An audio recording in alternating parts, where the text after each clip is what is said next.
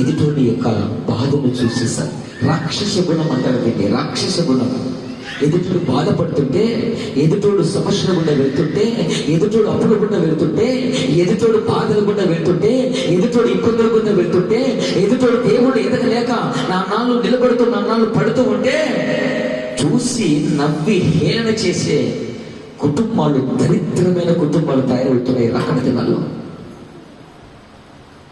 రాక్షస గుణం అన్నాడు దీన్ని. మంచిది కాదు. చేతనైతే నీ ఇరుగు పొరుగు వాళ్లకు మేలు చేయకపోయినా పర్వాలేదు, కానీ 2 చేతులు జోడించి చెప్తున్నా, వారికి కీడు చేసే పనులు మటుకు నీవు ఎప్పటికే కానీ నీ బ్రతుకు దినములన్నిట కూడా చేయకు.